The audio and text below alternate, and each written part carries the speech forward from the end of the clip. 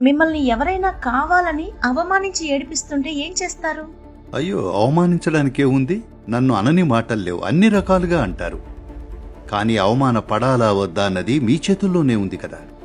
ఇప్పుడు మీరు రోడ్డు మీద వెళ్తున్నారనుకోండి, మీ వీధిలో కుక్క ఉంది, అది మొరిగింది. అది మిమ్మల్ని ఏం తిడుతుందో మీకు అర్థమవుతుందా? లేదు.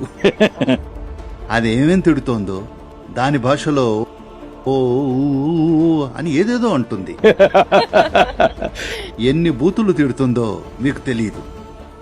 మీ దారిని మీరు వెళ్తారు, కరవడానికి వచ్చినప్పుడు మాత్రమే స్పందిస్తారు. ఇది కూడా అంతే. ఏమంటున్నా అలాగే ఉండాలి. కరవడానికి వస్తే మాత్రం స్పందించాలి. ఇంకో విషయం, ప్రపంచంలోని అందరి నోళ్లు మూయించటం అయ్యే పని కాదు. ఎంతెంతో పెద్ద నియంతలే వచ్చారు, అందరి నోళ్లు మూయించాలని చూశారు, వాళ్ల వల్లే కాలేదు. మీరు ప్రయత్నించకండి. Ignore పண்றதுதான் best. పట్టించుకోకపోవడం కాదు, గమనించాలి ఎవరేమంటున్నారో. ఎందుకంటే గమనించకపోతే రేపు కరుస్తారు. ఎవరెవరు ఏమంటున్నారో గమనిస్తూ ఉండాలి. తనకి తెలిసిందే తను వాగుతున్నాడు, అది నా గురించి కాదు, దాని ద్వారా తన మానసిక స్థితినే బయట పెట్టుకుంటున్నాడు.